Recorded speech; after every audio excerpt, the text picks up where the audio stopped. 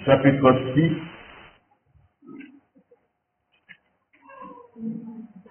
les enfants d'Israël firent ce qui déplaît à l'Éternel.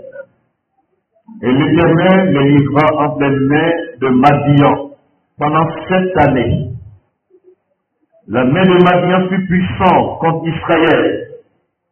Pour échapper à Madian, les enfants d'Israël se retiraient dans les ravins des montagnes, dans les cavernes et sur les rochers fortifiés. Quand Israël semait, Madian montait avec Amalek. Et les fils de l'Orient, et ils marchaient contre lui. Ils campaient en face de lui, détruisaient les productions du pays, jusque vers Gaza. Et ils ne laissaient en Israël ni vie, ni brebis, ni bœuf, ni âne, car ils montaient avec leurs troupeaux et leurs tentes. Ils arrivaient comme une multitude de sauterelles.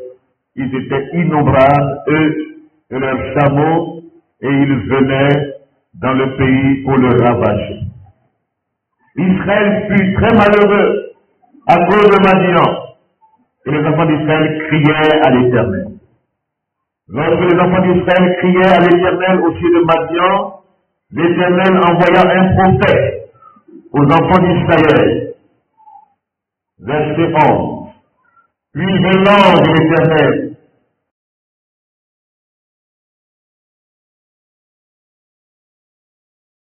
la famille d'Abiézer, Gédéon, son fils battait du froment au pressoir pour le mettre à l'abri de Madian.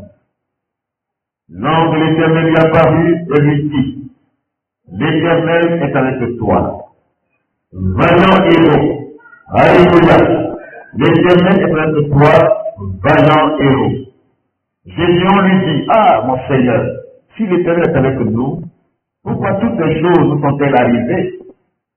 Où sont tous ces prodiges que nos pères nous racontaient quand ils disaient, l'Éternel nous a-t-il pas fait monter hors d'Égypte? Maintenant l'Éternel nous abandonne. Et il nous livre en ses mains de Madian.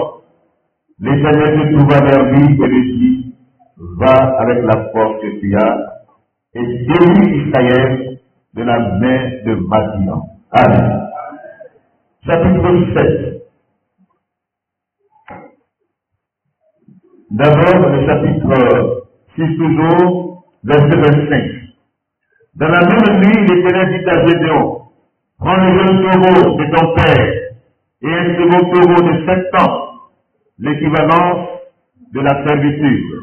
Un taureau de 7 ans. Renverse l'autel de Baal, qui est à ton père, et abat le pieu sacré qui est dessus. Tu bâtiras ensuite et tu disposeras sur le haut de ce rocher un autel à l'Éternel ton Dieu. Amen. Chapitre 7. Le peuple qui était avec lui, Jérubal qui est Gédéon, et tout le peuple qui était avec lui se levèrent de bon matin et campèrent près de la source de Aaron. Le camp de Madian était au nord de Gédéon, vers la colline de Morée, dans la vallée. L'Éternel dit à Gédéon, le peuple que tu as avec toi est trop nombreux pour que je livre Madian entre tes mains. Il pourrait en tirer gloire contre moi et dire, c'est ma main qui m'a délivré. Publie donc ceci aux oreilles du peuple, que celui qui est craintif et qui a peur s'en retourne et s'éloigne de la montagne de Galaad. 22 000 hommes parmi le peuple s'en retournèrent. Et il restait 10 000. Mais je l'ai dit encore à Gédéon, le peuple est encore trop nombreux. Fais-les descendre vers l'eau, et là je t'enverrai le triage. Celui dont je te dirai que celui-ci aille avec toi, ira avec toi. Et celui dont je te dirai que celui-ci n'aille pas avec toi, n'ira pas avec toi. Gédéon fit descendre le peuple vers l'eau, et l'Éternel dit à Gédéon, tous ceux qui laveront l'eau avec la langue, comme lappe le chien, tu les sépareras de tous ceux qui se mettront à genoux pour boire. ceux qui lapèrent l'eau en la portant à la bouche avec leurs mains furent au nombre de 300 hommes. Et tout le reste du peuple se mit à genoux pour boire. Et le Seigneur dit à Gédéon, c'est par les 300 hommes qui ont lapé l'eau, qui ont lapé que je vous sauverai et que je délivrerai Madian et que je libérerai Madian entre vos mains. Que tous ceux qui restent du peuple s'en aillent, chacun chez soi. Alléluia. Ainsi de suite. Que Dieu bénisse sa parole. Nous lirons au fur et à mesure que nous avancerons dans ce texte. Donc ce matin, le thème de ma prédication à la suite du dimanche passé, qui exhortait à l'occasion de la fête des mères, les femmes dans l'Église. Et le thème qui était choisi, que les femmes leaders se lèvent comme mères de famille, mères dans l'Église et mères dans la société. Qu'elles prennent leurs responsabilités dans le leadership féminin, dans la famille qui est sous attaque aujourd'hui, dans l'Église qui a des difficultés, et dans la société où les politiques aussi dérangent la marche de la société, que des femmes leaders se lèvent et qu'elles conçoivent avec le cœur de mère la gestion des ressources humaines dans leur famille, dans l'Église et dans la société, autrement, sans violence, à l'aise, parce qu'elles ont un cœur maternel. La douceur de la femme se montre dans tous les domaines qu'elle gère en tant que leader dans sa famille, dans l'éducation des enfants, que la femme influence de manière positive sa progéniture. Dans l'Église, c'est une mère spirituelle pour les jeunes gens, pour les jeunes filles, et dans la société, qu'elle puisse être actrice, non seulement du développement communautaire, mais de cohésion sociale, de réconciliation, de pardon, et que la politique soit faite aujourd'hui avec un cœur d'amour pour son prochain. Amen. Alléluia. Ce matin, que les hommes leaders endormis se réveillent. Dites Amen. Que les hommes leaders endormis se réveillent. Nous verrons l'étude de cas à la fin du texte. Que les hommes leaders endormis se réveillent pour la continuité de l'œuvre de Dieu dans la dimension du surnaturel avec Dieu. Amen. Que le peuple de Dieu tout entier se réveille. Les femmes, les hommes, les enfants, la jeunesse. Que le peuple de Dieu se lève. Alléluia. Que le peuple de Dieu se lève. La situation au temps de Gédéon, qui est ici présentée, était dramatique. Une situation dramatique, où les ennemis avaient fermé toutes les issues de sortie au peuple de Dieu. Une multitude nombreuse, comme des sauterelles, des envahisseurs. Des sauterelles sont des envahisseurs, sont au nom des envahisseurs. Et nous voyons ici l'angoisse du peuple, saisi d'angoisse. Le peuple était dans des situations difficiles. Ils étaient embrigadés par leurs ennemis. Ils étaient en fuite. La plupart se retiraient.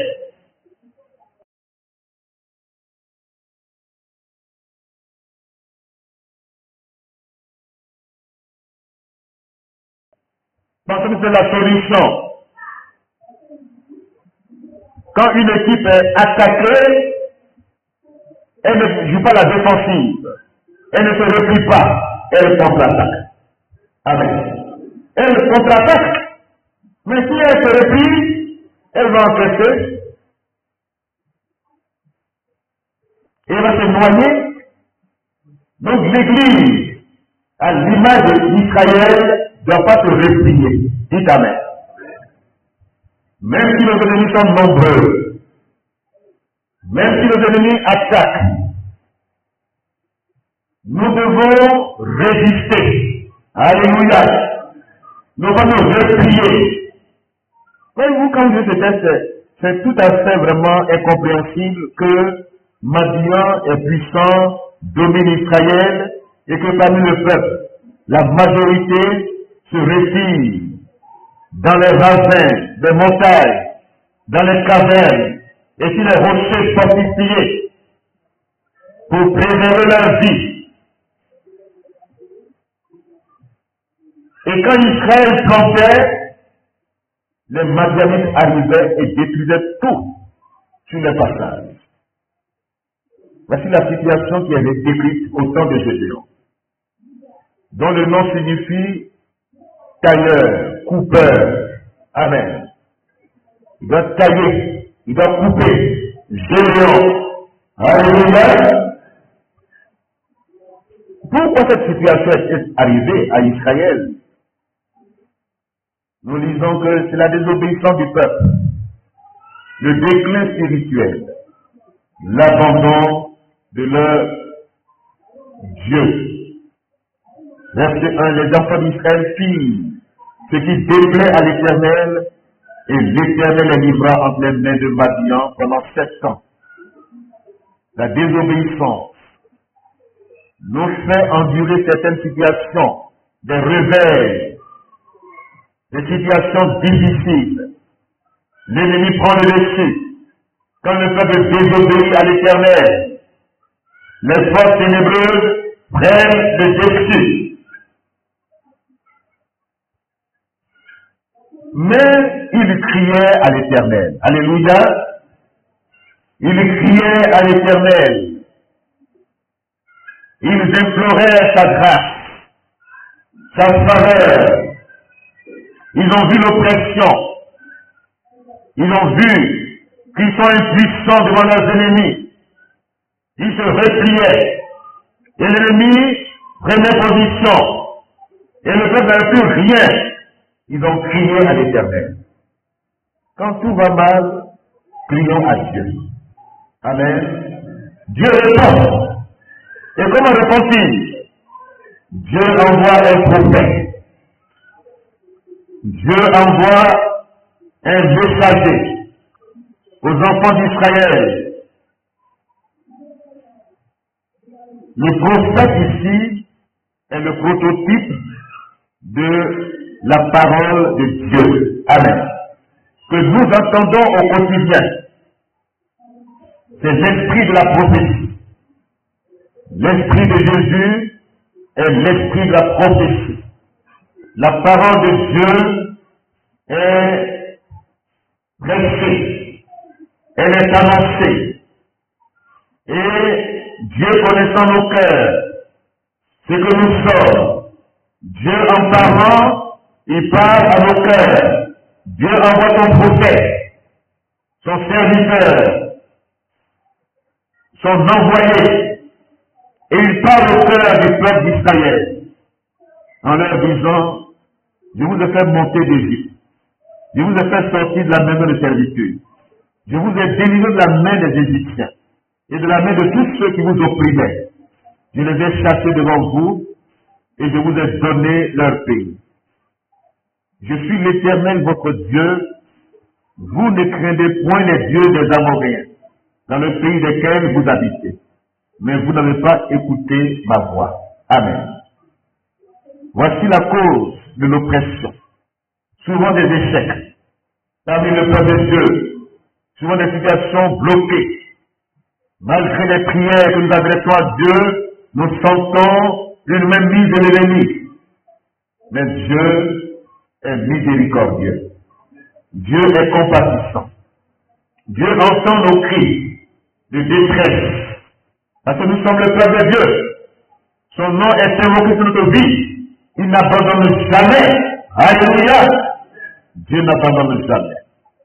Et Dieu va se choisir un instrument. Il va à la rencontre de l'instrument dans ce texte, verset 7, dans le verset 11 du chapitre 6. Puis vint l'ange de l'Éternel, et il s'assit sur le térébinthe d'Ophra, qui appartenait à Joas, de la famille d'Abiézer. Gédéon, son fils, battait du froment auprès de Joas pour le mettre à l'abri de Madian. L'ange de l'Éternel lui apparut et lui dit, l'Éternel est avec toi. Amen. Vaillant héros. Alléluia. L'Éternel est avec toi, toi le tailleur, toi le coupeur. Gédéon. Dieu trouve Gédéon pas dans la passivité, pas dans le retrait, pas dans la fuite, mais Dieu le trouve contrairement aux fuyards, aux peureux, aux craintifs, qui se retiraient dans les cavernes. Dieu trouve Gédéon à la tâche. Que Dieu te trouve à la tâche. Amen. Que Dieu nous trouve en train de faire quelque chose dans son œuvre. Alléluia. Dieu trouve Gédéon en train de faire quelque chose. Et regardez l'appréciation de Gédéon, l'appréciation que Dieu donne à Gédéon. Il dit lui d'abord, il le met en confiance. L'Éternel est avec toi. Amen. Ce matin, Dieu est avec nous. Alléluia. Et il dit, vaillant héros. Vaillant héros. Comme il a dit à David, dans le psaume 89, il dit, j'ai trouvé en David un héros. Alléluia. Dieu trouve d'abord l'égoïsme en toi. Parce que les bonnes dispositions que tu as dans ton cœur sont des valeurs que Dieu cherche. Le courage que tu as, la résilience que tu cultives dans ta vie, la force, même si elle est petite, Dieu en a besoin aujourd'hui. Des hommes courageux, des hommes qui sont à la tâche, qui ne suivent pas la majorité du peuple, qui se retire, mais qui se mettent à la tâche. La vision de Dieu sur Gédéon est une vision positive. Dieu l'apprécie. Dieu dit, tu es un vaillant héros. Alléluia. Ce matin, Dieu te dit, ce matin, tu es une vaillante héroïne. Tu es un vaillant héros. Le fait même que tu sois là ce matin, écoutant cette parole, que cette parole crée en toi un nouvel élan dans le service de Dieu. Alléluia. Tu n'es pas de ceux qui prennent la fuite, de ceux qui se retirent, de ceux qui abandonnent, mais tu es de ceux qui restent là et qui veulent voir l'intervention divine dans leur vie et dans la communauté. Alléluia. Même quand Dieu apprécie Gédéon, il dit, mais Seigneur, si tu es que nous, c'est tout à fait normal, son cœur est sincère. Si tu es que nous, pourquoi toutes ces calamités nous sont-elles arrivées? Maintenant tu nous dis que tu es avec nous. Mais pourquoi tu as laissé faire l'ennemi au milieu de ton peuple? Tout ce que nos pères nous racontaient, ce que tu as fait en Égypte, tu nous as délivré. Mais aucun signe ne se manifeste devant nous. Nous voyons le contraire. Magie a plus fort que nous. Les Amalécites, les peuples de l'Orient, nous bénissent. Seigneur, où sont toutes ces promesses que tu as faites de notre Père? Pourtant tu dis que tu es avec nous. Souvent, nous pensons que quand tu es avec nous, il n'y a pas de difficultés. Il n'y a pas. C'est comme ça qu'on comprend souvent. Pour nous que tout baigne dans l'huile. Parce qu'on dit que Dieu est là. Mais Dieu, dans l'adversité, dans l'épreuve, Dieu poursuit un but. Amen. Dieu veut atteindre un but. Il faut l'épreuve. Il faut l'adversité.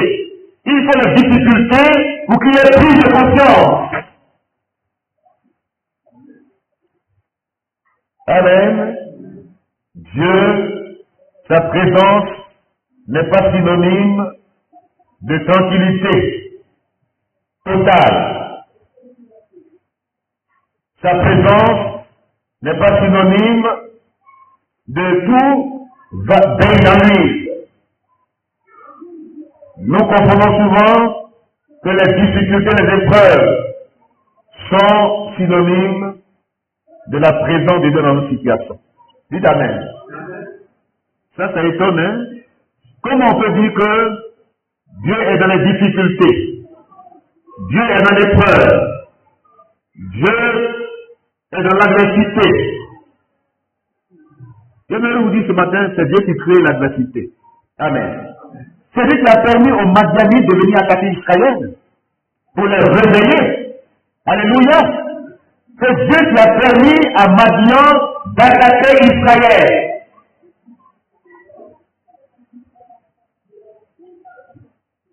Donc quand tu traverses une épreuve difficile, ne dis pas Dieu t'a abandonné. Dieu n'abandonne jamais ses enfants. Amen.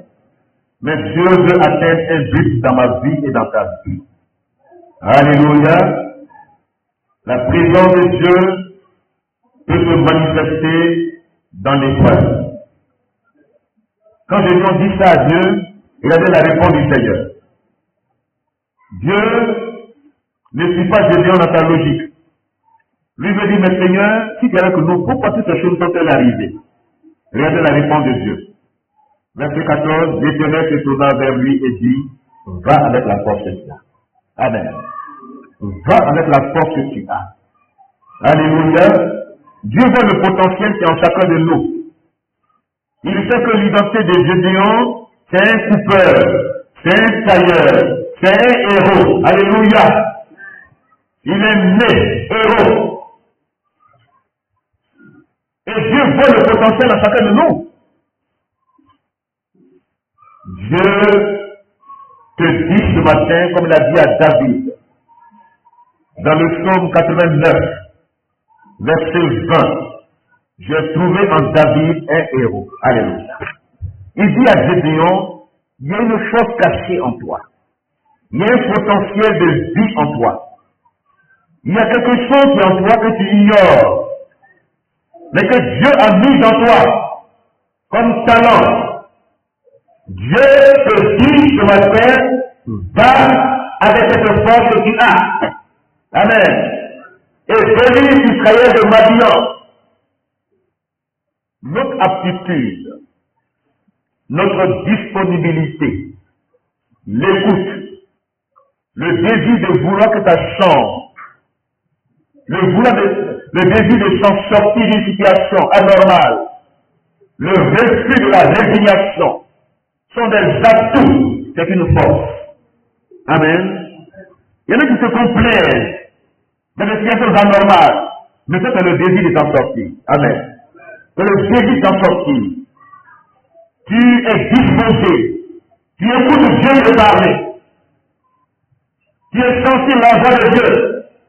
Cette aptitude que tu as, cette disponibilité, sont des valeurs qui sont en toi, c'est une force. Amen. C'est une force que tu as.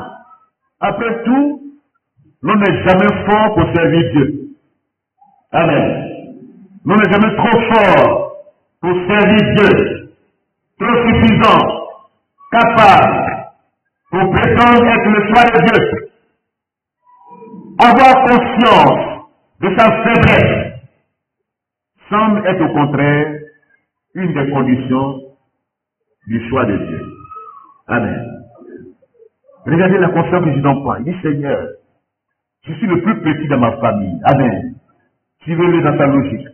Quand Dieu lui dit, va avec la force que tu as, Jésus en réplique pour dire, avec quoi? Délivrer Israël. Voici ma famille. Elle est la plus pauvre en Manassé. Je suis le plus petit dans la maison de mon père. être conscient de ses faiblesses est une arme que Dieu utilise. Amen. Avoir conscience de sa faiblesse est une des conditions du choix de Dieu. Parce que nul n'est suffisant. Nul n'est capable. Nul ne peut prétendre avoir toute la force nécessaire pour servir Dieu. Ce n'est pas notre capacité qui sert Dieu. Ce n'est pas ce que nous sommes ou ce que nous avons qui sert Dieu. Qu'avons-nous que nous avons reçu de Dieu? Qui est suffisant pour les choses? Notre capacité, au contraire, vient du Seigneur. Amen. Regardez la logique de Dieu, le choix de Dieu. Lisons-le dans 1 Corinthiens 1, verset 27. Comment Dieu choisit les instruments. Comment Dieu opère les choix. Il voit d'abord l'individu. Il voit son attitude. Il voit sa disposition de cœur. Sa sincérité. Il l'apprécie. Quand nous sommes sincères avec Dieu, quand nous sommes conscients de nos faiblesses, c'est une âme que Dieu utilise. Alléluia. Alléluia. La faiblesse de l'homme est l'âme que Dieu utilise. Alléluia. Ce n'est pas du suis fort pour servir Dieu. Je suis capable de le servir. Vous allez voir tout à l'heure le nombre même. Les gens qui étaient venus là, c'était pour revendiquer la victoire. Dieu dit, ils sont trop nombreux. Amen. Renvoie-les. 102 000, 22 000, 10 000, jusqu'à 300 personnes. 300 leaders. Des hommes faits qui vont le démontrer.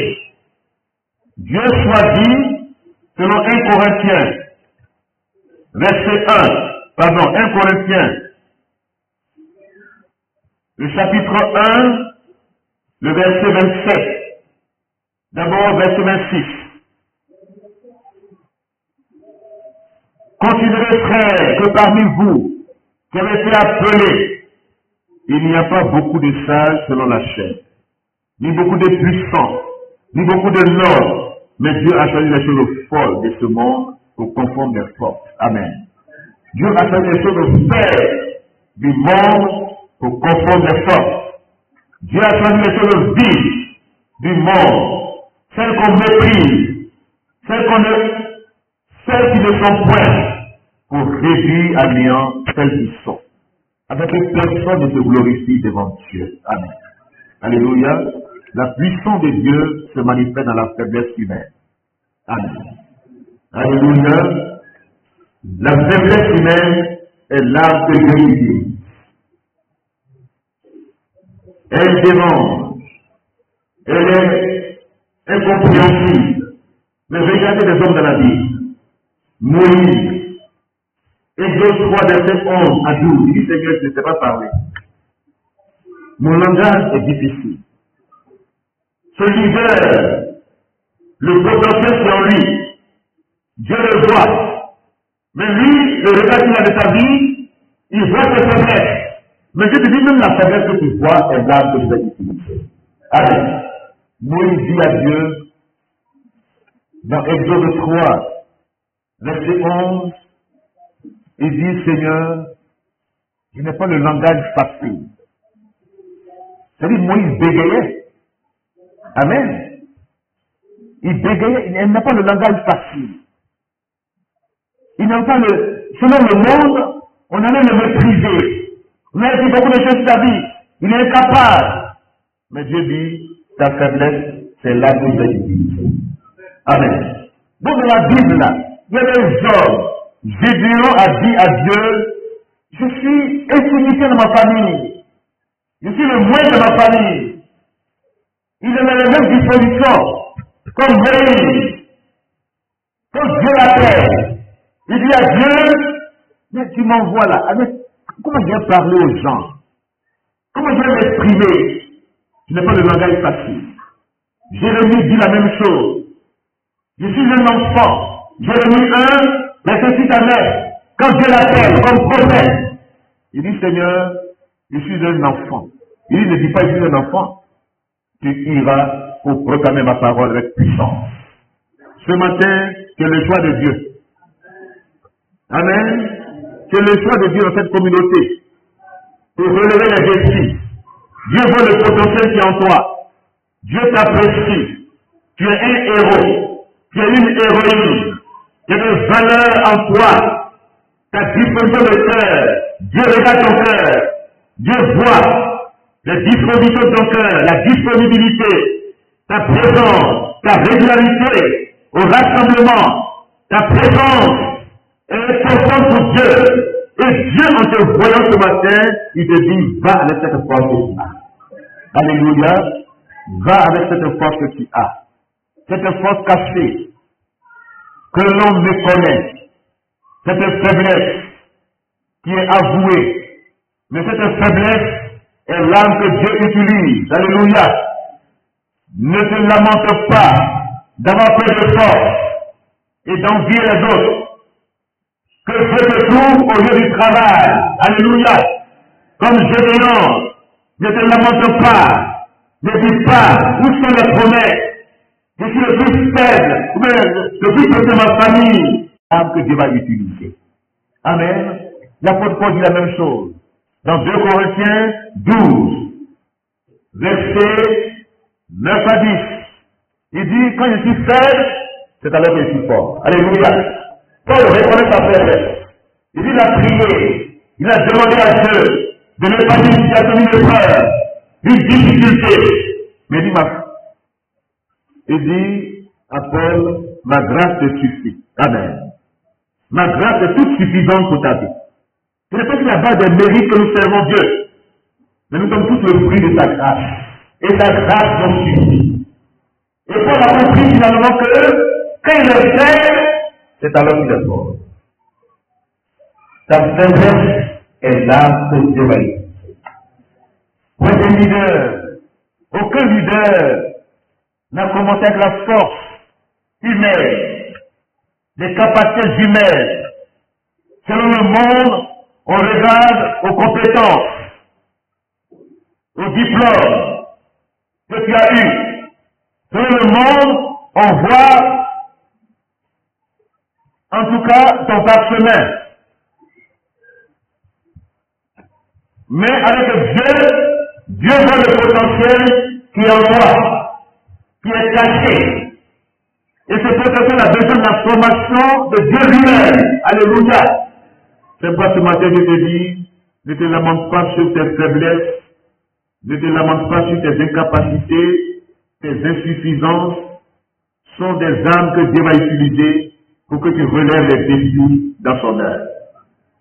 Comme Moïse, comme Jérémie, comme Gédéon, comme Paul. Que Dieu te trouve au travail. Alléluia. Que Dieu te trouve pas dans la passivité, pas dans l'attentisme. N'attends pas. Ne sois pas passif, mais sois réellement actif. Amen. Sois actif. Et Dieu vient au secours et Dieu travaille avec ceux qui font quelque chose. Quand tu ne fais rien, Dieu ne fait rien avec toi. Dis Amen. Quand tu ne fais rien, Dieu ne fait rien avec toi. Mais quand tu fais quelque chose malgré ta faiblesse, Dieu vient à ton secours. Alléluia. Ce matin, que Dieu trouve le leadership qui est en toi, qui est caché. Qui est caché. Alléluia. Il s'ensuit un acte de défi que je lui impose. Quand il est convaincu de sa faiblesse, de la présence de Dieu à ses côtés, quand Dieu lui dit, va, renverse l'autel qui est dans la maison de ton père, j'ai donné peur, c'est leur croyance, c'est leur tradition, ils sont nés avec. Et Dieu lui dit, va, renverse cet autel qui appartient à ton père. Ce texte-là, souvent, est mal compris. Vous savez, nous avons tous un héritage spirituel négatif. Ça, c'est tout à fait normal. Il y a un héritage que nous acquérions, sinon qui est un acquis, que nous avons de nos parents, de nos ascendants, en termes caractériels, en termes des péchés héréditaires, en termes des situations que nous héritons. Il y a des péchés que nous héritons de nos parents. C'est un défi. Il y a des liens dans cette famille. C'est un défi. Il y a des prisons familiales. C'est un défi. Il y a aussi des blessures. Beaucoup étaient victimes du rejet, des blessures dans leur enfance. Et c'est comme une forteresse dans leur vie. C'est un passé douloureux.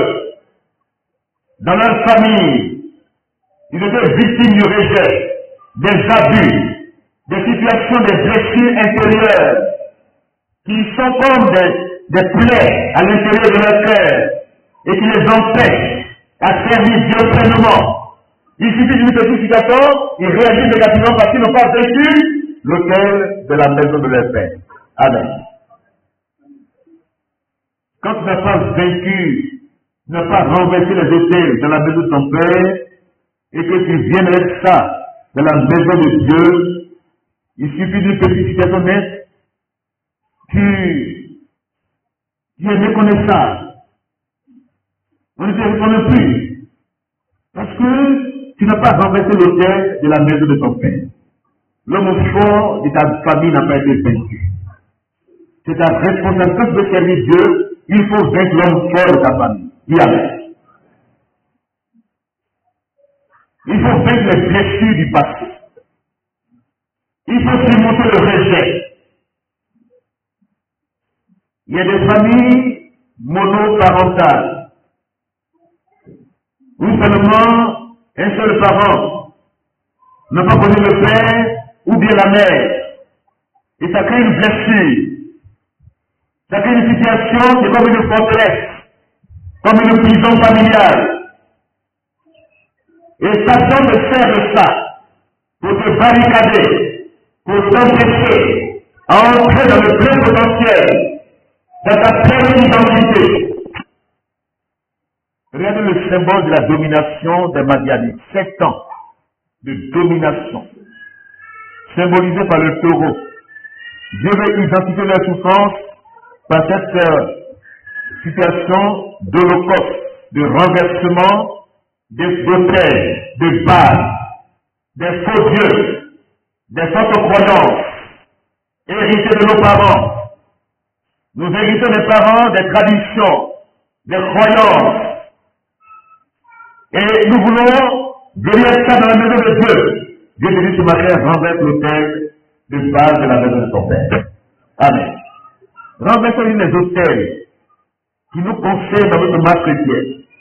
Si nous voulons des vrais leaders du peuple de Dieu, communicateurs et communicatrices de vie, porteurs de vie, que l'autel familial, des liens familiaux, des vérités négatives soient renversés au nom de Jésus. Ne jouons pas à la victimisation. Quand une situation se passe, on ne peut plus être la victime. Ça n'apporte rien. C'est un manque. C'est un besoin que tu veux combler. Mais ce matin, sois un leader. Pas une victime. Dis amen. Sois un leader. Regardez comment Dieu va utiliser ces juges dans la Bible qui ont renversé les autels de Baal, les autels de la maison de leur père. Et ils ont bâti l'autel dans leur cœur, que l'autel de Dieu soit bâti dans ton cœur. Une vie de consécration. Donne-moi au Seigneur, corps, âme et esprit. Que tu deviennes un holocauste, un sacrifice de vivant, pour que tu discernes quelle est la volonté de Dieu pour ton temps et pour ta génération. Amen. Discerne la volonté de Dieu. Ne sois pas un accompagnateur, mais sois un leader. Tu n'es pas né pour accompagner, tu es né leader. Amen. Gédéon ne dit pas, je suis petit, je suis insignifiant, ne le dit plus. Même si on contemple cette faiblesse, Dieu change son identité encore ce matin. Il te dit, Gédéon, en te voyant, je vois un coupeur. C'est ton vrai nom, ça. Tu t'appelles coupeur, tailleur. Tu dois tailler tes ennemis, alléluia. Tu dois couper tout ton chemin. Et son potentiel brille en toi. Ce matin, que chacun de nous se voit comme Dieu le voit. Vois ta vraie identité en Christ. Vois ta vraie position en Christ. Tu n'es pas n'importe qui. Tu es né leader, tu es né pour triompher. Alléluia. Ce matin, sois un leader. Que les hommes leaders endormis se réveillent. Alléluia. Gédéon s'est réveillé de sa torpeur, de la peur, des angoisses. Il a pris un risque en renversant l'autel de son père. Il a pris un risque. On voulait le tuer. Mais son père a bien réagi. Voyez-vous, souvent, quand nous sommes dans la volonté de Dieu, même la faveur de Dieu nous accompagne. Même ceux que nous avons peur de défier dans nos familles, les traditions, les adorations, les fétiches, les pratiques occultes, que nous avons peur de défier, quand nous les défions et que nous démontrons que Dieu est avec nous, les mêmes personnes disent, mais si c'est Dieu à de Dieu qui dépend. Amen. Le Père de Jésus a dit, mais si vous dites que va le Dieu, que va Dieu lui-même tout de la et tout le souvent ceux qui adorent les fétiches, ceux qui adorent, qui sont dans les pratiques occultes, ils parlent au nom de leur fétiche. Le fétiche, lui, il est puissant. Quand il y a un match, il parle comme un homme qui est extraterrestre. Il veut démontrer aux gens qu'il est puissant. Or, il est limité. Affronte cette puissance, tu vas sortir vainqueur. C'est la peur qui nous. La peur des étrangers, la peur des croyances occultes, des croyances traditionnelles, c'est une peur aussi. La peur aussi qui aujourd'hui, au nom de Jésus, renversons les autels de Baal, attaqués et bâtissons les autels de Dieu dans nos terres. La communication de Dieu. Quand Jésus a bâti cet autel de Dieu dans son cœur, et que la peur a disparu de sa vie, qu'il a renversé les fausses croyances dans son imagination, dans ses pensées, dans son cœur. Il a vécu les fausses croyances traditionnelles, héritées des parents. Il a surmonté tout. Dieu a mis son esprit sur ça. Alléluia. Que Dieu me remette la vraie puissance du ciel. Nous les hommes, des leaders, que Dieu nous remette de sa puissance, de son option, que Dieu fasse des instruments puissants en ses mains, des pères de famille, qui font en sorte que le cœur des enfants révèle le Père, alléluia, qui ramène le cœur des enfants à eux, dans leur témoignage, qui sont des vrais pères de famille, leaders maritales, leaders dans leur famille, que le leadership marital se réveille en toi. Un meneur est un bon exemple pour les autres. Que les parents, que les papas, que les pères donnent le bel exemple à suivre dans leur maison. Et que le cœur des enfants revienne à eux, dans une harmonie, et que la vie renaisse dans nos maisons. Alléluia.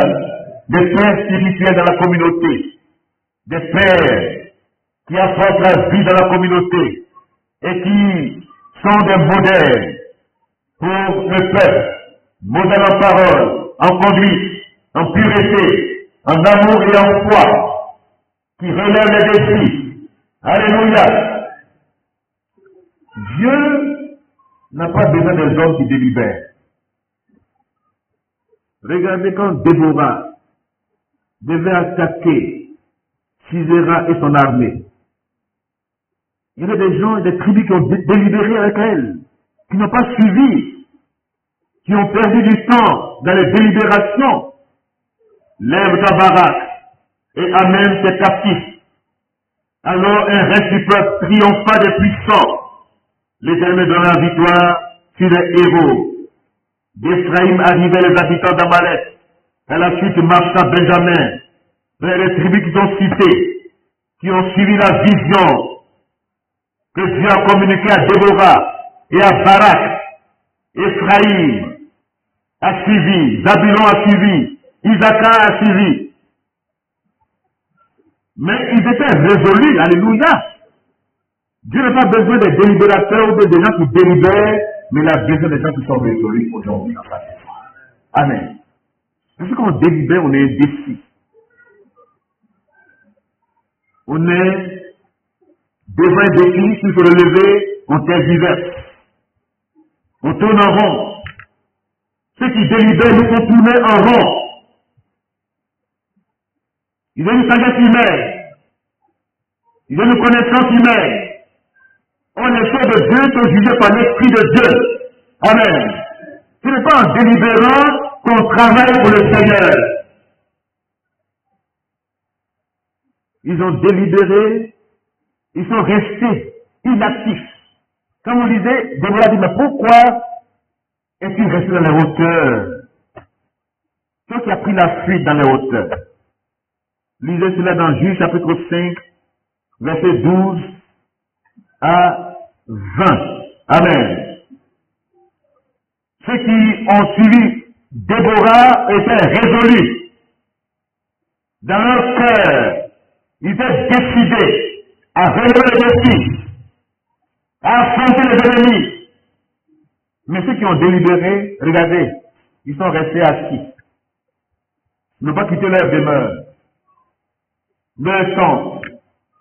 Ils sont restés à parler beaucoup. Ils sont assis au bord des rivages. Ils sont assis dans les hauteurs. Ils ont refusé d'être actifs. Ils sont restés passifs, assis.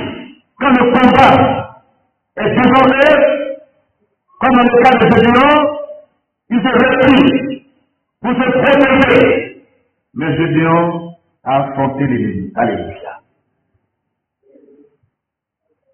Dieu n'a pas besoin des personnes qui délibèrent.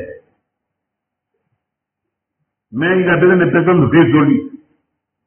À ces résolutions répondra le succès.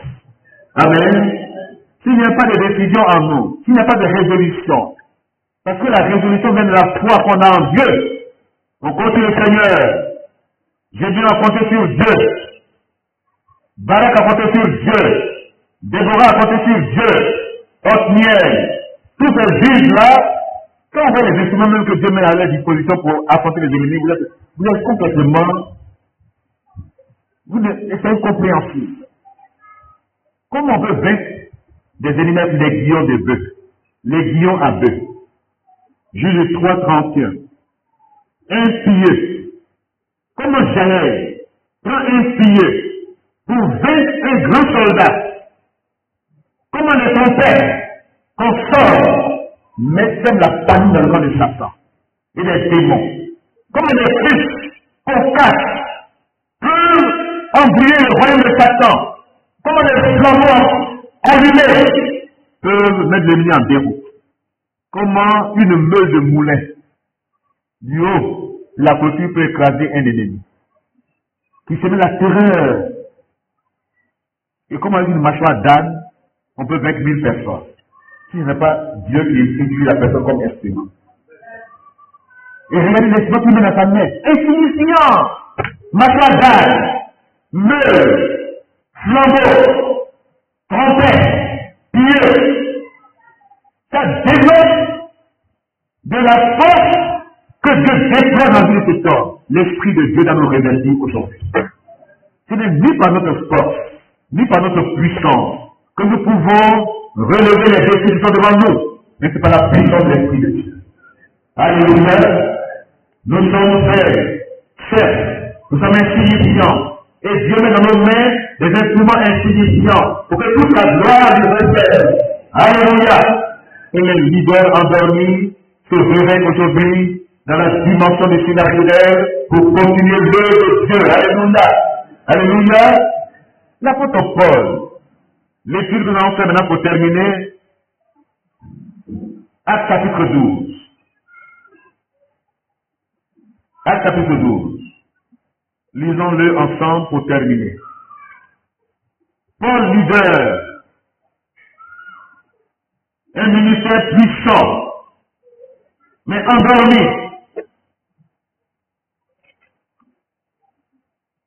Il a ressuscité des personnes par son ministère, des puissants, des paralytiques ont marché, des vies ont été sauvées. Même dans la maison de Corneille, il a mené les païens au salut. Le baptême du Saint-Esprit, la puissance de l'accompagnait. Et voici, une situation arrive. Acte chapitre 12. Vers le même temps, le roi Hérode se mit à maltraiter quelques membres de l'Église, et qui mourut par l'épée Jacques, frère de Jean. Voyant que cela était agréable aux Juifs, il fit encore arrêter Pierre. C'était pendant les jours des fêtes sans levain. Après l'avoir saisi et jeté en prison, il le mit sous la garde de 4 escouades, de 4 soldats, 16 personnes entouraient Pierre, les chaînes, les verrous de fer de prison, avec l'intention de le faire mourir. Pierre donc était gardé dans la prison, et l'Église ne cessait d'adresser à Dieu des prières. Amen. Alléluia. Les prières de l'Église sont importantes. Que l'Église prie aujourd'hui, intensément. Que l'Église se réveille. Que les hommes, que les femmes, que les jeunes, que la vie de prière soit intensive dans la communauté. Amen. L'Église est en train de prier, d'adresser à Dieu des prières, en faveur de Pierre. Alléluia. Donc que l'Église prie aujourd'hui pour les besoins, pour la vision, pour les défis. Que l'Église prie pour les leaders, que l'Église prie pour les départements, que l'Église prie pour tous ceux qui sont dans cette communauté, les malades, les situations difficiles. Que l'Église essaie de prier, que l'Église ne fait pas les pauvres, que l'Église ne voit pas seulement que Satan est fort, mais que l'Église voit la puissance de Dieu. Amen. Dieu est tout puissant. Invoquons-le. L'Église invoque le Seigneur dans la situation pareille où Pierre était en prison. Le destin de l'Héros, c'était de le tuer, comme il a tué Jacques. Mais la nuit qui faisait le jour, où Hérode allait le faire comparaître, Pierre lié de 2 chaînes dormait. L'idole endormi. Il sait qu'il va mourir. Il a jeté l'éponge. Ministère puissant endormi. Ministère leader du peuple de Dieu. Endormi. Impuissant. Acceptant la situation. Il se dit, mais c'est fini pour moi. Il n'y a plus d'espoir. Jacques a été tué. On m'a mis là pour me tuer. Plus d'espoir. Mais l'Église priait. Alléluia. Alléluia. La foi de la prière. La prière est une force que l'Église a. La prière est une dynamique. La prière est plus puissante que les bombes atomiques. La prière est plus puissante que toute œuvre satanique. La prière démonte le royaume de Satan. La prière ébranle le ciel et la terre. La prière renverse les murs. La prière brise le fer. La prière est puissante. Là où nous savons, après la parole de Dieu, là où nous suit la parole de Dieu, c'est la prière. Que l'Église prie aujourd'hui. Nous voulons voir Dieu agir de manière puissante parmi nous. Nous voulons voir Dieu intervenir de manière puissante. Que l'Église se lève dans la prière. Que la prière de l'Église suscite des vocations. Amen. Que la prière de l'Église suscite des leaders. Que la prière de l'Église intervienne dans les mois difficiles. Dieu a besoin des personnes, même si elles sont faibles, mais des personnes qui apportent des solutions. Dites Amen. On a besoin des gens qui apportent des solutions et non qui délibèrent. Vous êtes un homme de solution ce matin. Vous êtes un Gédéon. Vous êtes un Pierre. Même s'il est endormi, il a apporté la solution. Dieu ne cherche pas des gens qui parlent beaucoup, mais Dieu cherche des leaders qui apportent des solutions par lui-même. Donc, ce qu'on fait, Dieu est d'accord. Dis d'amen maintenant. Parce qu'il relève des défis. Il dit, mais le temps de Dieu. Lève la lettre.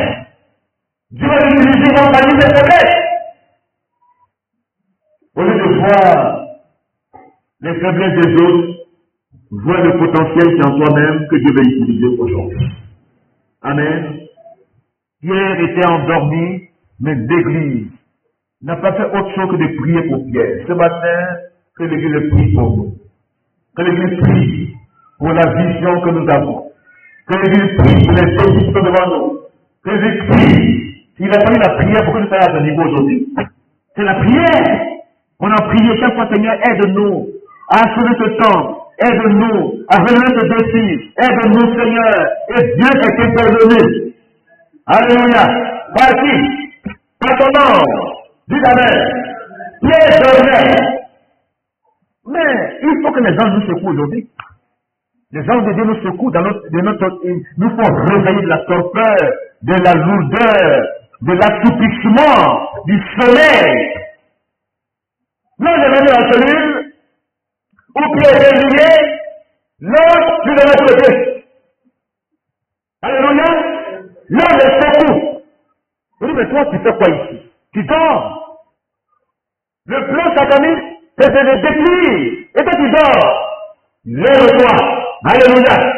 Ce n'est pas avec amusement, hein. L'homme, la sort du secours, là. Ça veut dire qu'il a parlé. Parce qu'il était assoupi. Il dormait dans l'inconscient, dans l'insensibilité. Et l'ange l'a secoué. Pierre s'est réveillé. Alléluia. Que les anges de Dieu nous secouent aujourd'hui. Qui nous secouent aujourd'hui.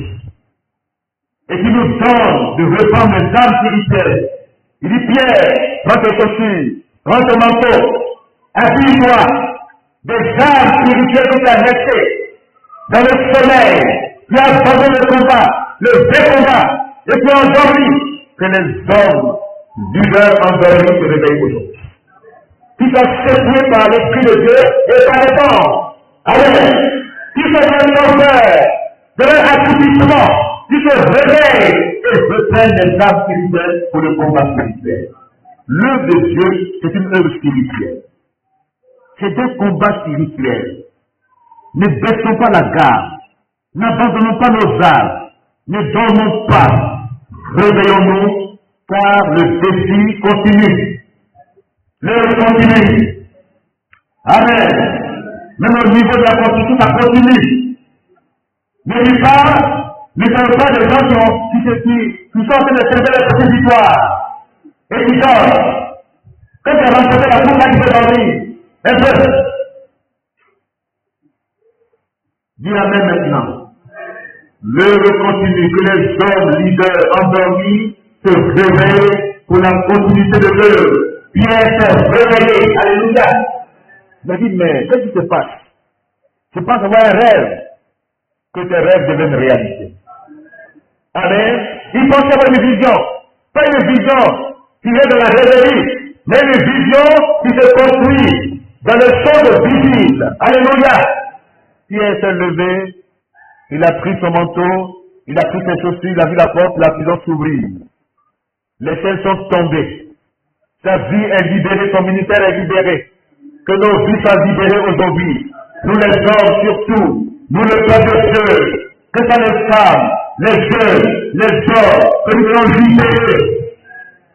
Libérés du complexe, d'infériorité, libérés de tout complexe, libérés du manque de confiance en nous-mêmes, libérés de la peur, des angoisses, de la terreur, de la crise, libérés de nos faiblesses, libérés de tous les blocages, que ces blocages soient familiales ou des familiaux, que ces blocages soient ôtés de notre vie, que nous devenions des personnes de solution.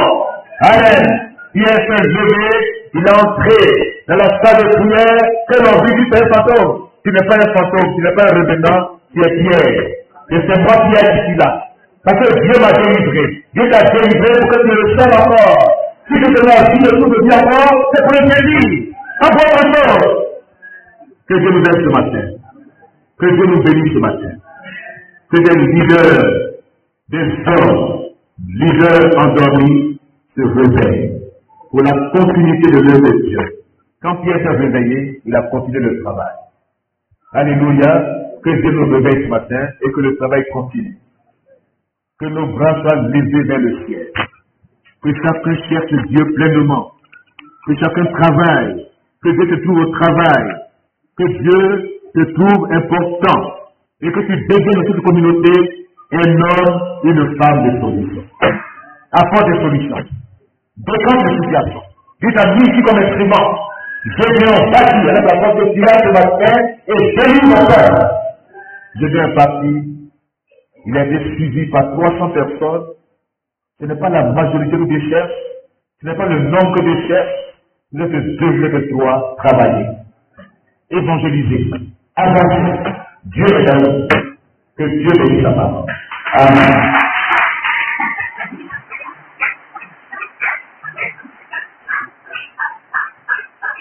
Nous allons